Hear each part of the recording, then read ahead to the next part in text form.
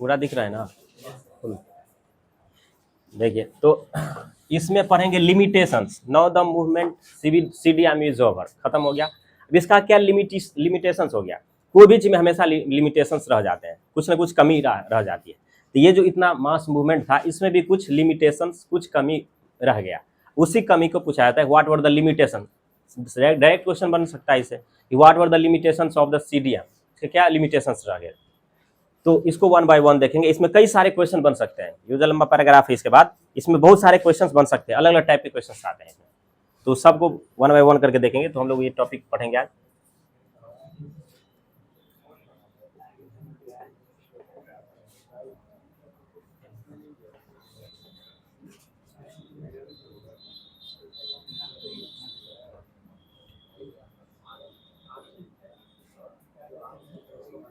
Civil disobedience movement में क्या कमियां रह गई, आराम से सुन लीजिए, कहानी की तरह, जैसे सत्यनारायण भगवान का कथा चल रहा है वैसे सुन लीजिए, और उसको घर पे दोहरा लीजिएगा, आपको याद रह जाएगा।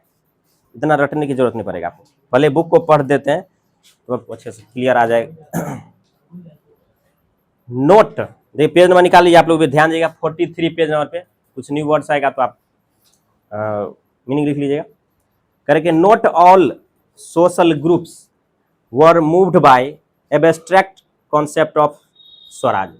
एब्स्ट्रैक्ट का मतलब ऐसा चीज होता है जिसको हम लोग देख नहीं सकते, सुन नहीं सकते, टच करके फील नहीं कर सकते। बट ये जो दीवार है क्या है, कॉन्क्रीट है, ये मतलब इसको टच किया, कॉन्क्रीट आइडिया, इसको बोलते हैं कॉन्क्रीट आइडिया। ये एब्स्ट्रैक्ट मतलब एक तरह का आइडिया है, ये विचार है, इसको एक तरह से हम लोग विजुअलाइज कर सकते हैं, लेकिन देखा नहीं जा सकता, फिर क्लियरली टच नहीं किया सकता। ये जो एब्स्ट्रैक्ट आइडिया था स्वराज का, ये पूरा जो मूवमेंट है क्यों चल रहा है, नॉन कॉर्पोरेशन मूवमेंट हो चाहे सीडीएम हो, ये सब तो स्वराज लाने के लिए ना, अपना इंडिपेंडेंस लाने के लिए चलाया जा रहा है। तो स्वराज ये जो प्राप्त करना था हम लोग का, इससे सभी लोग मूव्ड नहीं हुए, मतलब इसका असर सब लोगों पे नहीं पड़ा। वन सच ग्रुप, ऐसा ही एक ग्रुप था जिसके ऊपर इसका प्रभाव नहीं पड़ा, was the Nations untouchables. Untouchables का मतलब हुआ छुआछूत वाले लोग।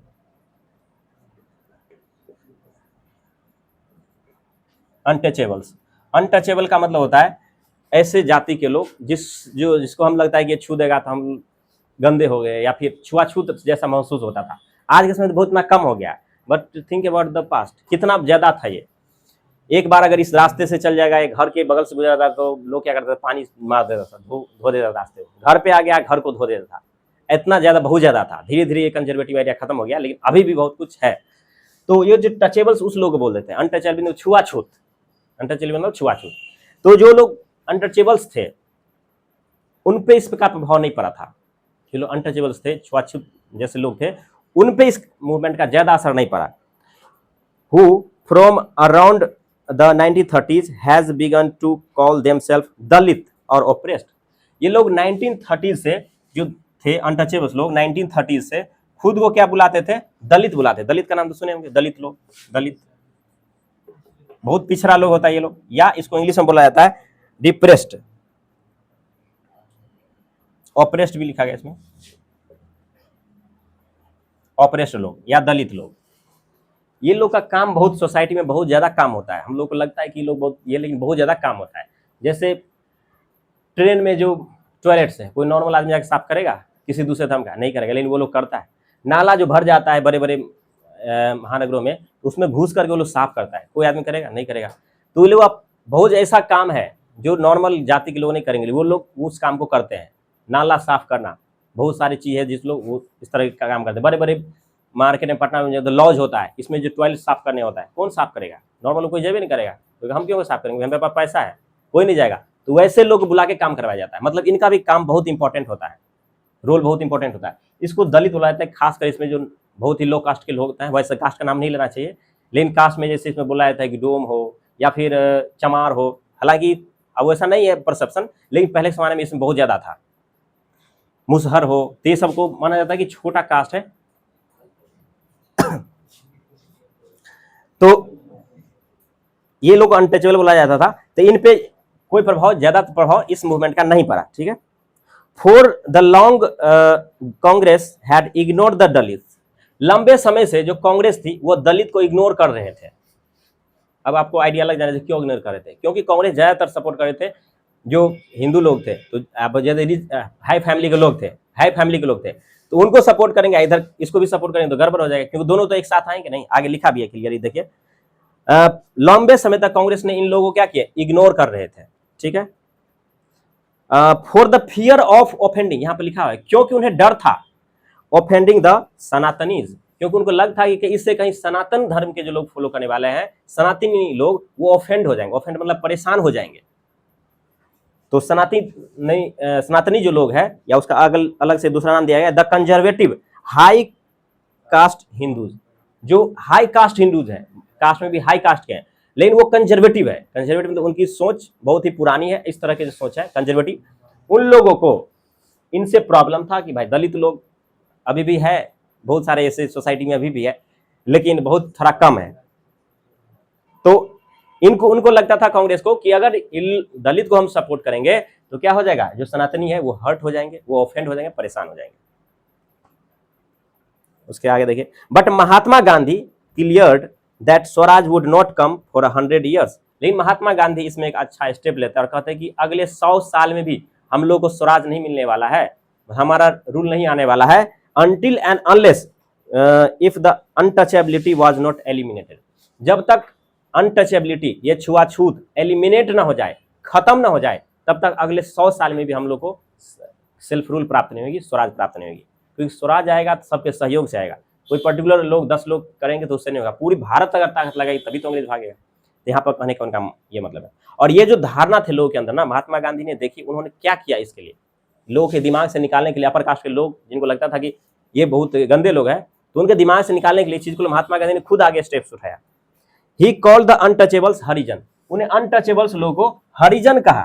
तो पूछेगा अनटचेबल्स को हरिजन किसने कहा है, किसने कहा, महात्मा गांधी ने कहा।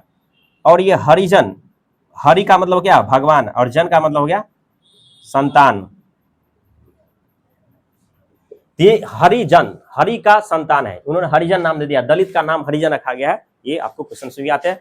हरिजन, हरि का मतलब भगवान के संतान है ये लोग, इनका दूसरा नाम दे दिया, दलित को हटा करके लगता था इंसल्टिंग वर्ड है, इसलिए महात्मा गांधी से रिमूव करके हरिजन नाम रख दिया, अभी भी हरिजन कहा जाता है। इसके आगे देखिए, और द चिल्ड्रन ऑफ गॉड, आगे भी लिखा है चिल्ड्रन ऑफ गॉड, ईश्वर के संतान है ये लोग। Organise satyagraha to secure them entry, करेंगे महात्मा गांधी ने उनके लिए आवाज भी उठाया, सत्याग्रह मतलब अपना हिसाब से जो उनका आंदोलन था उस हिसाब से आवाज भी उठाया इन लोगों के लिए, to secure them entry into temples and the access to public wells, tanks, roads and schools. उन लोगों को पहले जो दलित लोग थे उन लोगों को बहुत जगह जाने अलाउड नहीं था, जैसे मंदिर है, 12 मंदिर है, तो उसमें ब्राह्मण रहेंगे, बड़े बड़े कास्ट के लोग रहेंगे, तो उसमें अलाउड नहीं था इन लोगों को जाना। तो महात्मा गांधी इनके लिए कैंपेन किए, कई सारी योजनाएं चलाए। साथ में पब्लिक वेल्स, पहले कुआं होता था, उस कुएं पे बड़े कास्ट के लोग जाके पानी पिएगा, छोटे कास्ट के चले गए तो पूरा कुएं गंदा हो गया, कुएं में कोई पानी नहीं पिएगा। तो ये सब के अगेंस्ट महात्मा गांधी आवाज उठाए। साथ में टैंक से पानी लेना, इस सब के लिए आवाज उठाए। रोड्स पे चलने उलने के लिए महात्मा गांधी आवाज उठाए। स्कूल्स में दलित के बच्चे नहीं पढ़ने देते थे, तो उनको इन जगह पे एंट्री दिलाने के लिए महात्मा गांधी अपने हिसाब से कैंपेन चलाए। He himself cleaned toilets to dignify the work of the भैगिनी, द स्वीपर्स। स्वीपर लोग जो होता है साफ सफाई का काम करते हैं, अभी बोले बहुत सारे टॉयलेट को साफ करते हैं। महात्मा गांधी ने खुद ही कई सारे जो कम्युनिटी के टॉयलेट्स थे उसको जाके खुद ही साफ किए, ताकि लोगों के मन से ये जो धारणा है, जो कंसेप्शन है, ये निकल जाए। इसको मतलब एक तरह से दूर करने के लिए उन्होंने खुद ऐसा काम किए। और जो स्वीपर्स थे एंड परसुएडेड अपर क्लास, और जो अपर क्लास के लोग थे ना उनको परसुएड किए। परसुएड मतलब क्या होता है, कन्विंस करना। तो उनको कन्विंस किए कि आप लोग क्या कीजिए, to change their heart and the, करके अपने दिल को आप लोग चेंज कर लीजिए, मतलब अपने मन को चेंज कर लिए, आपकी जो एटीट्यूड है, आपकी जो नजरिया है वो चेंज कर लीजिए। किसके प्रति, किसके प्रति, हरिजन लोग के प्रति या दलित लोग से। Give up the sin of untouchability, और ये जो पाप अनटचेबिलिटी का आप कर रहे हैं इसे आप छोड़ दीजिए, महात्मा गांधी ने ये कहा। यहाँ पूरा महात्मा गांधी का रोल पूरा तरह से डिफाइन हो गया। महात्मा गांधी का पहले अनटचेबिलिटी, टचेबल्स लोग जो थे ये पार्टिसिपेट नहीं किए। वो लोग 1930s के बाद जो खुद को दलित बुलाते थे, और ये काफ़ी डिप्रेस्ड लोग थे सोसाइटी, समाज में। कांग्रेस जो थी इसे लंबे समय से इग्नोर कर रही थी, और महात्मा गांधी ने इस जो परसेप्शन है हटाने के लिए इनको कहा ये हरिजन लोग हैं, इनके लिए उन्होंने कैंपेन किया, कई सारे जगह एंट्री कराने के लिए, जैसे स्कूल हो गया या फिर रोड्स हो गए या टेम्पल्स हो गए, खुद ने कैंपेन किए, कई सारे जो टॉयलेट्स को खुद साफ किए, ताकि लोग का जो अंदर से जो बिलीफ है वो सिस्टम चेंज हो जाए। उन्होंने लोगों को, जो अपर क्लास लोग हैं, उनको कन्विंस भी किए कि that you should change your heart, अपना दिल चेंज कर लिए, you should change your attitude, अपना परसेप्शन चेंज कर लीजिए। क्लियरली महात्मा गांधी का रोल यहाँ डिफाइंड हो गया। अब आगे बात है, but many Dalit leaders were keen on मतलब interested a different political solution to the problems of community. But ये तो सोसाइटी में परफॉर्मेंस हुआ। मान लीजिए आज महात्मा गांधी लोगों को समझा बुझा दिए, लोग समझ गए, लेकिन महात्मा गांधी मर जाएंगे तो फिर दूसरे लोग तो आ जाएंगे, फिर तो उनको दबाएंगे। तो जब तक कॉन्स्टिट्यूशन में हमको राइट नहीं मिलेगा तब तक पूरा तरह से राइट नहीं मिलता है। कितना भी कॉन्स्टिट्यूशन में अगर लिख दिया जाए कि इसके साथ कोई छुआछूत नहीं कर सकता, तभी आपको राइट मिला, क्योंकि छुआछूत करेगा तो तुरंत कोर्ट में चले जाएंगे, आपके पास अधिकार हो गया। कोई आपको थप्पड़ इसलिए मार दिया क्योंकि आप गलत जाति के हैं, तो आप जाकर कोर्ट में चले जाएंगे, तो आपके पास राइट हो गया। लेकिन उन महात्मा गांधी तो एक सोशल रिफॉर्म लाने की कोशिश की, सोसाइटी में लोगों का परसेप्शन चेंज करने के लिए।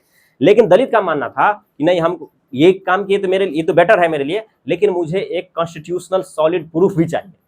मतलब कॉन्स्टिट्यूशन में हमारे लिए कुछ प्रोविजंस होने चाहिए ताकि फ्यूचर में भी हमें कहीं प्रॉब्लम ना हो। जो रिजर्वेशन का नाम सुनते हैं ना आप लोग, ये यहीं से धीरे धीरे स्टार्ट होगा। अभी जो पूरा ये रिजर्वेशन आ चुका है पूरा संविधान में, वो यहीं से शुरुआत हुआ है रिजर्वेशन का। तो ध्यान से समझिएगा रिजर्वेशन कैसे आ जाएगी। तो क्लियरली है, बिगेन ऑर्गेनाइजिंग। हाँ, तो दलित का क्या डिमांड था कि डिफरेंट पॉलिटिकल सॉल्यूशन मतलब कॉन्स्टिट्यूशन में इनको कोई प्रोविजंस चाहिए, रूल्स रेगुलेशन चाहिए इनके लिए to solve this problem. Okay, they began organizing themselves, demanding reserved seat in the educational institutes. वो लोग खुद ही कई सारे अपना ऑर्गेनाइजेशन बना करके इंस्टीट्यूशंस में डिमांड करने लगे कि कई सारे अगर एजुकेशनल इंस्टीट्यूशन है तो उसमें हमारे लिए कुछ सीट जो है रिजर्व कर दिया है। मान लीजिए विवेक सर का एक कोचिंग चलता है, इसमें हम मान लीजिए सरकारी है या फिर कोई बड़ी इंस्टीट्यूट है, इसमें हम 10 गो सीट, मेरे पास 100 गो सीट है, उसमें 10 गो सीट फिक्स करा देंगे कि ये लोग अकॉर्डिंग टू रूल कि 10 गो सीट उन बच्चों के लिए होगा जो कि बहुत ही पिछड़े जाति के हैं, बहुत ही लो कास्ट के लोग हैं। तो फिक्स हो गया, 90 गो और होंगे, 10 गो और दूसरी क्लास हो सकते हैं। ऐसे सभी स्कूल में रहता है, आप लोग को पता है, आप लोग को स्कूल में होगा 25% रहता है ऐसे सीट गरीब बच्चों के लिए, इसे के लिए। लेकिन नॉर्मली इस पर लोग ध्यान नहीं देता है, इसलिए सब स्कूल में रहता है, बड़े बड़े स्कूल में भी रहता है।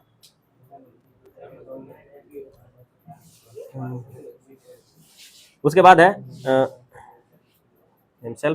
Educational institutes and the separate electorate that would choose Dalit members a legislative council. और सबसे बड़ा जो इनका डिमांड था ना, सबसे बड़ा डिमांड, यही डिमांड पे आगे कहानी होगा, डिमांड था वो था सेपरेट इलेक्टोरेट। ये क्या होता है? Separate electorate. अब देखिए सेपरेट इलेक्टोरेट का इनका डिमांड था। मतलब किसी मान लीजिए जयनगर है, जयनगर से कोई लोग मुखिया के पद पे खड़े होंगे, मान लीजिए सपोज एग्जांपल ले रहे हैं, इलेक्शन होगा तो मुखिया के लिए पद खड़ा होंगे, तो कोई भी कास्ट के लोग खड़े हो सकते हैं। तो इनका डिमांड था कि हमारे लिए कुछ ऐसे सीट रिजर्व कर दीजिए, ऐसा सीट दे दीजिए जहां से दलित लोग खड़ा होगा और दलित लोग ही उनको वोट देंगे, दूसरे लोग की जाति नहीं देंगे, क्योंकि दूसरे लोग जाति देंगे तो दलित का तो वोट देवे नहीं करेंगे, खड़ा होने से भी कोई फायदा नहीं होगा। मान लीजिए एक हिंदू होगा, एक दलित हो गया, नॉर्मल दलित खड़ा हो गया, तो दूसरे लोग तो सब उसी को अपर कास्ट को ही दे देगा, दलित के खड़ा होने से कोई फायदा नहीं हुआ। उनका कहना था कि हमें एक सेपरेट इलेक्टोरेट में एक ऐसा चुनाव एरिया दे दीजिए जिसमें दलित कोई कैंडिडेट खड़ा होगा और उनको वोट केवल सारा के सारे दलित लोग ही देंगे, उसको बोलते हैं separate electorate area.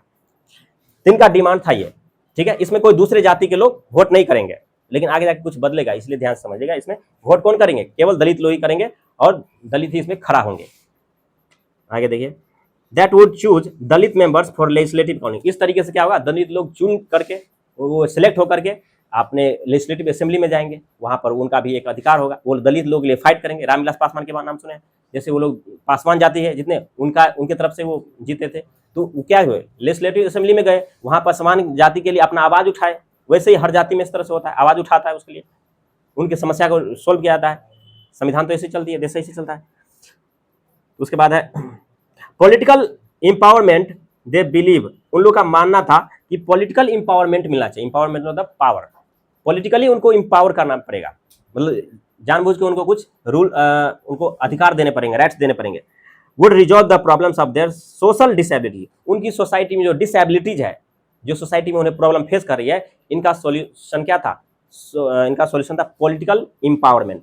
Political empowerment मतलब समझ रहे हैं ना, मतलब कॉन्स्टिट्यूशन में कुछ उनके लिए प्रोविजंस होने चाहिए, उनको कुछ राइट्स मिलने चाहिए।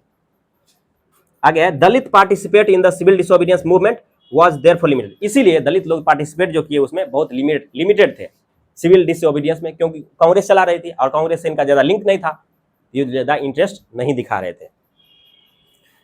In the Maharashtra, particularly in the Maharashtra and the Nagpur region where their organizations was quite strong, करे कि महाराष्ट्र और नागपुर का रीजन था, यहाँ पर जो दलित लोग थे ज्यादा मात्रा में थे, इनकी ऑर्गेनाइजेशन बहुत ज्यादा थी, यहाँ पर उनका संगठन बहुत ज्यादा था, इसीलिए इस एरिया में खासकर कांग्रेस को सपोर्ट लोग नहीं किए, क्योंकि यहाँ बहुत ज्यादा ऑर्गेनाइजेशन था, बहुत ज्यादा लोग थे दलित, और तो ये लोग सपोर्ट नहीं किए। आप इससे पहले ही पढ़ चुके हैं कि नागपुर के रीजन में सपोर्ट नहीं किया गया था स्पेशली।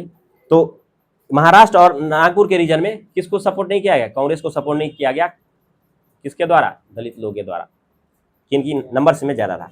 तो पूरी तरीके से आप ये प्रॉब्लम समझ गए।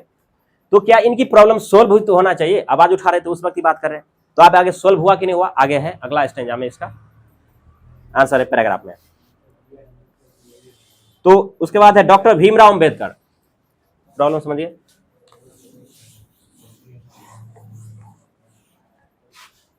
तो दलित का जो डिमांड था वो क्या था? पॉलिटिकल इंपावरमेंट, पॉलिटिकल इंपावरमेंट होना चाहिए। इंपावरमेंट मतलब पावर, सशक्तिकरण।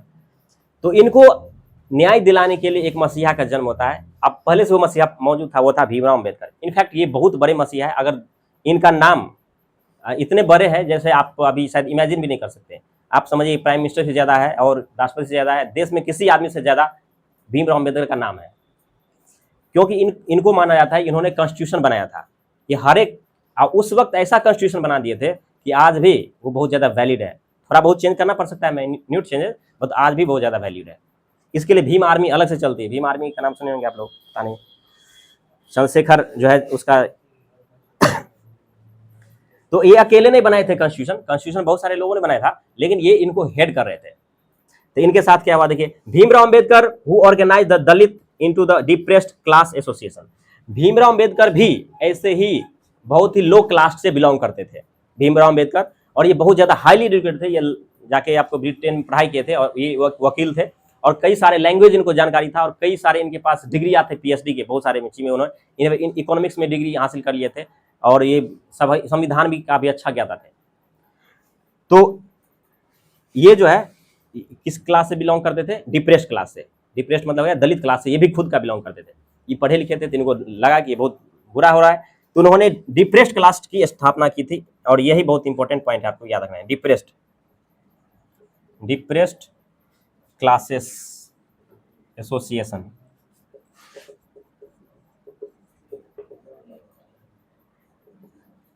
नाइनटीन 1930 में बनाए थे। किसने किया था? Doctor B R Ambedkar, Bhimrao Ambedkar जानते होंगे।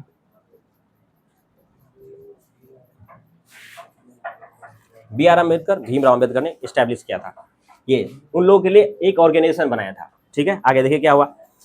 और जब आपको पता है clash with Mahatma Gandhi at the second round table conference by demanding separate electorates. आपको बताए थे महात्मा गांधी गए थे सेकेंड राउंड टेबल में कॉन्फ्रेंस में, लंदन गए थे, और इसमें संक्षिप्त में आपको बताए थे कि वहां जो है भीमराव अम्बेडकर से ही इनका टकराव हो गया था, क्लैश हो गया था, फिर वापस आ गए थे। तो वो क्या हुआ था वहां पे, जब इधर से महात्मा गांधी गए और भीमराव अम्बेडकर ऑलरेडी पहुंच गए थे, अंग्रेजों ने उनको बुलाया था, तो वो गए थे संविधान डिस्कस करने के लिए। तो जब महात्मा गांधी वहां गए तो एक बात पे इनका भिड़ंत हो गया भीमराव अम्बेडकर के साथ और महात्मा गांधी के साथ। भीमराव अम्बेडकर का डिमांड था, ये जो इन्होंने बनाया था वही सेपरेट इलेक्टोरेट होना चाहिए हम लोग के लिए।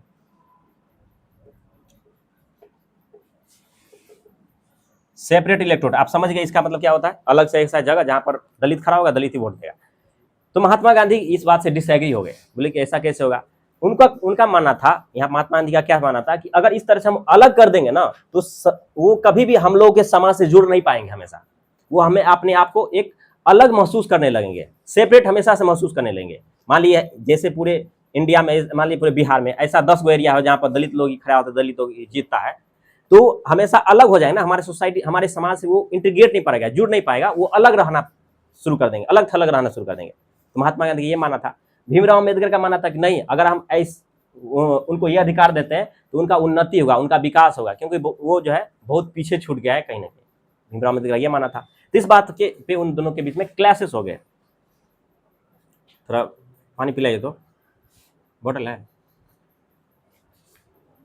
उसमें, लेके आइए।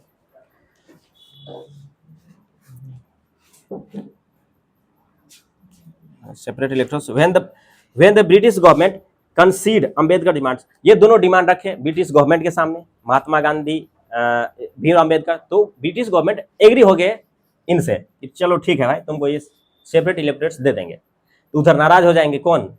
महात्मा गांधी, ऑब्वियस है, वोट करे थे नहीं देना है ना। महात्मा गांधी नाराज हो गए, महात्मा गांधी नाराज हो गए और उन्होंने एक फास्ट शुरू कर दिए, उपवास शुरू कर दिए।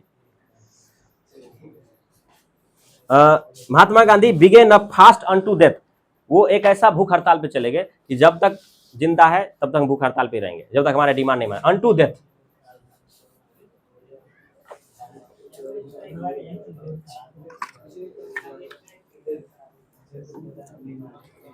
तो महात्मा गांधी क्या किए? Gandhi ji began a fast unto death, मतलब फास्ट कर दिए तब तक डेथ हो जाए, जब तक डेथ हो जाएगा तब तक हम डिमांड रखते रहेंगे, हमारा मांग नहीं पूरा होता है तब तक हम फास्ट नहीं तोड़ेंगे। तो ये डेथ ये जो है करने लगे। तो पूरा पॉलिटिक्स का उस समय महात्मा गांधी जान थे, लोग पूरा हिल गए, पूरा Indian. He believed that separate, यहाँ महात्मा गांधी का जो परसेप्शन है वो दिखाई दिया गया, electorates for Dalit would slow down the process of the their integration into the society. उनका मानना था कि अगर हम अलग कर देंगे तो वो लोग हमारे सोसाइटी में फ्यूज नहीं हो पाएगा, अच्छे से मिल नहीं पाएगा और लंबा समय लग जाएगा, वो लोग अलग अलग रहना शुरू कर देंगे। इसलिए महात्मा गांधी नहीं चाहते थे। अम्बेडकर इमीडिएटली एक्सेप्टेड, फिर कुछ समय के बाद डिस्कशन हुआ, बीच में और भी चीज आता है, बहुत पॉलिटिक्स लंबा, लेकिन यहाँ पर डायरेक्ट लिख दिया है आपको। बीच में जो कुछ होता है फिर जो है अम्बेडकर रेडी हो जाते हैं, भीमराव अम्बेडकर रेडी हो जाते महात्मा गांधी, क्योंकि जिंदा रहना महात्मा गांधी को जरूरी था। Position and the result was the Poona pact, और फाइनली महात्मा गांधी और इनके बीच में एक पैक्ट किया गया, इनके बीच में और गांधी जी के पैक्ट में, काफी इंपॉर्टेंट है।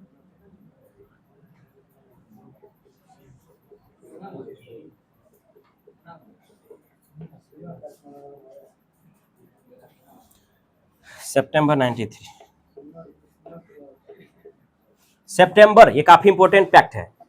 पूना पैक्ट हुआ किनके बीच में? महात्मा गांधी और भीमराव अम्बेडकर के बीच में पूना पैक्ट हुआ सितंबर, ये भी याद रख लीजिएगा, महीना का नाम 1932। पूना पैक्ट मतलब पूना में हुआ था, पूना महाराष्ट्र में आता है, तो वहां पर ये पैक्ट हुआ था, ये समझौता हुआ। और उस समझौते में क्या रिजल्ट आया ये भी आपको याद रखना चाहिए। देख पा रहे कि it gave the depress class, जो डिप्रेस क्लास था उनको दिया, क्या दिया? डिप्रेस क्लास को ही आज क्या बोला जाता है? एसटी बोला जाता है, एसटी। एक तो जाता, एक होता है यूआर, जानते हैं आप लोग? यूआर होता है जनरल कैटेगरी बोलते हैं, मतलब ब्राह्मण है आप, ब्राह्मण है और से बड़ी कास्ट होता है भूमिहार, हाँ वो हो गया, ये सब इसमें चल जाता है। उसके बाद आपको आता है बीसी या ओबीसी बोलते थे, ओबीसी आ जाता है, इसमें बहुत सारे कास्ट आ जाता है, जैसे हम लोग का भी कास्ट इसमें आ जाता है, यादव वगैरह आ जाए, बहुत सारा कास्ट इसमें आ जाता है। और उसके बाद एससी आता है, उसके बाद आता है एसटी। एससी होता है शेड्यूल कास्ट, शेड्यूल कास्ट में पासवान वगैरह आ जाता है और भी बहुत सारे कास्ट होते हैं। और एसटी जो होता है सबसे लो कास्ट होता है, शेड्यूल ट्राइब, इस तरह के कहते हैं। यहाँ पर देखिए आगे लिखा गया, इसके लिए बनाया गया था, क्या बनाया गया था यहाँ पर? शेड्यूल कास्ट ने एससी बनाया गया था, एसटी नहीं बनाया गया था, एससी बनाया गया था। एससी शेड्यूल ट्राइब में आ जाएगा, ये तो एसटी शेड्यूल ट्राइब हो जाएगा, जनजाति लोग हो जाए। तो ये जो डिप्रेस्ड क्लास बनाए थे उन्हीं का आगे नाम चल के क्या बन गया था? एससी बन गया था, एससी। ठीक है, एससी लोग बहुत ही कम कट ऑफ जाता है, कोई भी एग्जाम देंगे तो इन लोग का बहुत कम कट ऑफ जाता है। लेकिन दुख की बात है ये लोग पढ़ाई ही नहीं करते हैं, तक लोग कम पढ़ाई करेगा तो हो जाएगा, लेकिन ये लोग पढ़ाई नहीं करता है। पढ़ाई कीजिए आपको जल्द जॉब हो जाएगा। जैसे हम लोग अभी देते हैं तो हम लोग का जैसे बीपीएससी में पिछला बार जैसे कट ऑफ गया था तो 98 गया था ओबीसी वाले का, 100 गया था, 100 गया था यूआर का, तो इन लोगों का गया था 42 43। कितना ज्यादा कम देखिए, इतना मार्क भी नहीं ला पाता है, कितना कम मार्क आता है। तो और जो जनरल में है वो तो बहुत ज्यादा फाइट करना पड़ेगा, जनरल वाले की तो और मेहनत करना पड़ता है। ओबीसी को भी लगभग उतना ही पड़ जाता है, 102 मार्क कम होता है। ओबीसी की जनसंख्या ज्यादा है और सीट कम होएगा तो कभी कभी ओबीसी का कट ऑफ यूआर कैटेगरी से ज्यादा चल जाता है। ओबीसी वाले को बहुत प्रॉब्लम है, ओबीसी स्टूडेंट को कहीं ज्यादा छूट नहीं मिलता है।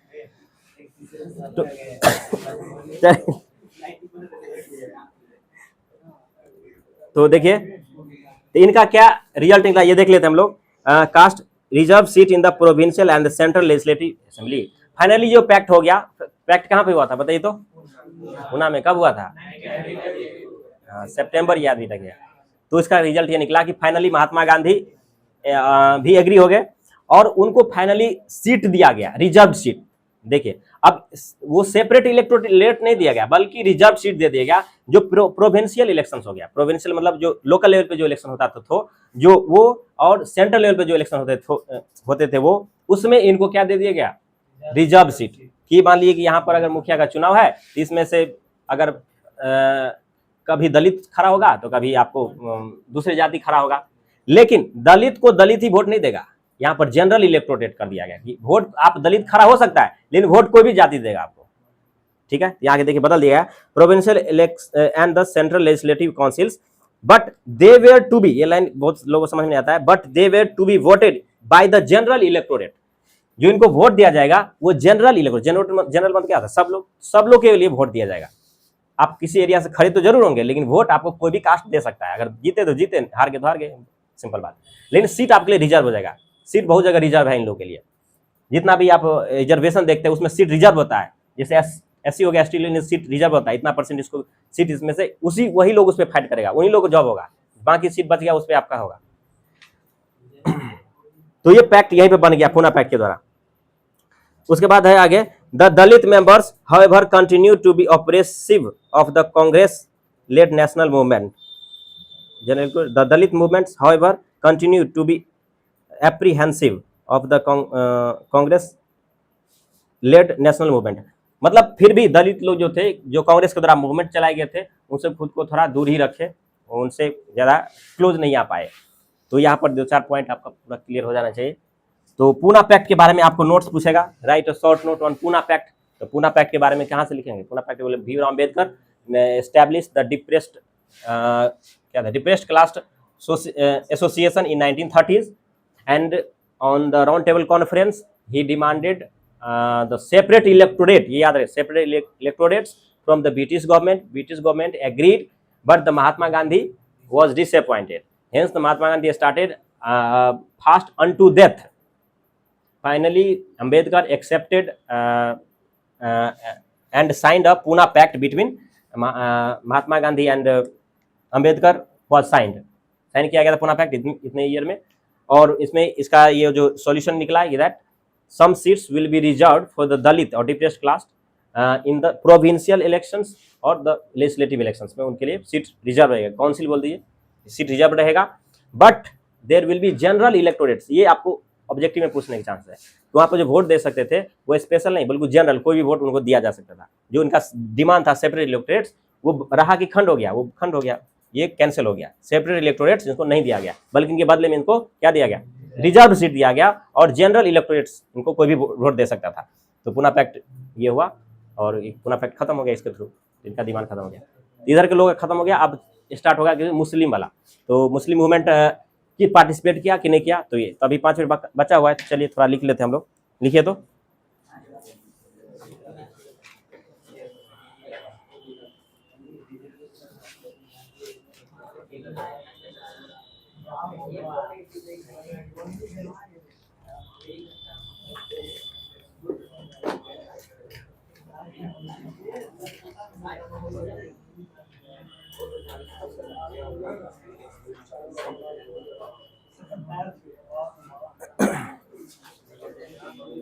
लिखिए, explain the limitations of, explain the, ये वेरी लॉन्ग आंसर क्वेश्चन होगा, इसमें बहुत सारे क्वेश्चन इंक्लूड होगा, वेरी लॉन्ग आंसर क्वेश्चन होगा ये। Explain the limitations of the civil disobedience movement, the civil disobedience movement, the civil disobedience movement, full stop. उसके बाद लिखिए एक्सप्लेन, एक्सप्लेन, एक्सप्लेन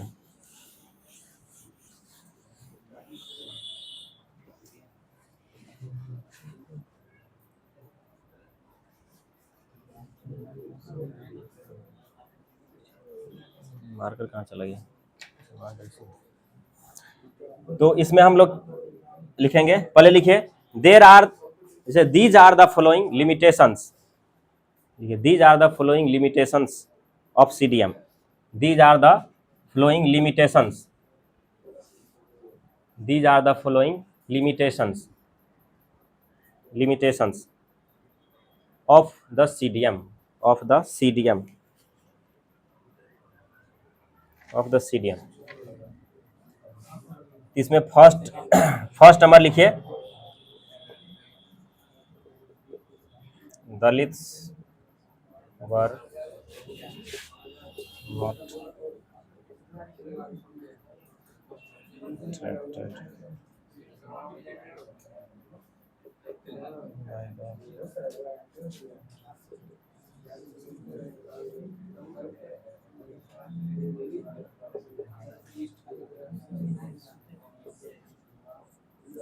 देखिए ये इसका हेडिंग है और एक नंबर दिए इसका हेडिंग दिए, उसके बाद पॉइंट बाय पॉइंट लिखेंगे ए बी सी ऐसे करके लिखेंगे।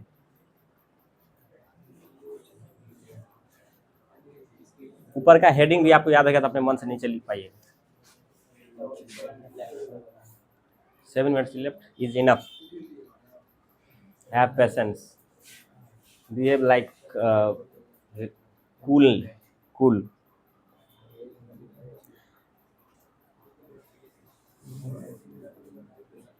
लिखिए ए नंबर का, लिखिए नंबर ए दीजिए और लिखिए not all social groups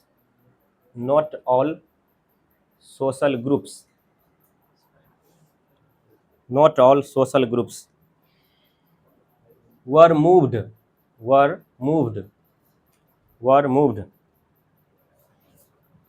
by the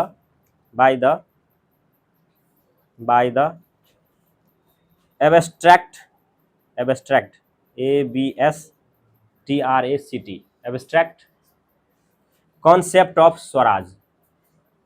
abstract concept of Swaraj.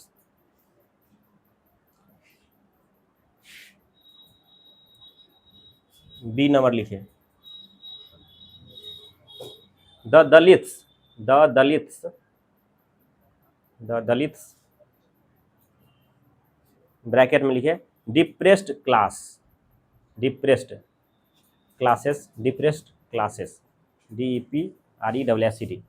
Depressed classes bracket बंद कीजिए classes felt that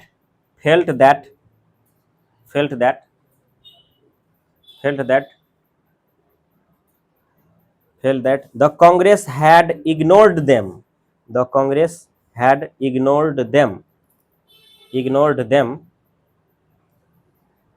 for a long time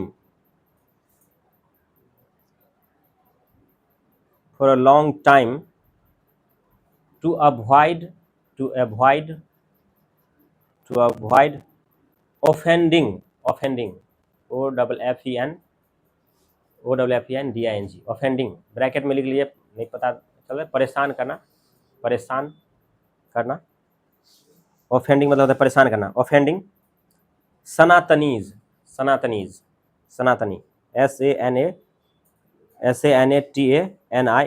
सनातनीज।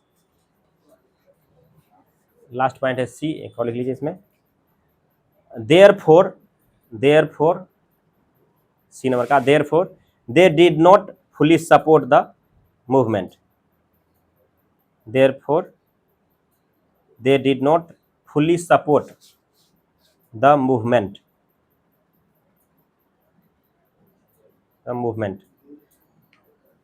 अब इसका जो अगला पॉइंट होगा हम लोग अगले दिन लिखेंगे, 2 पॉइंट अगले दिन लिखेंगे, ठीक है।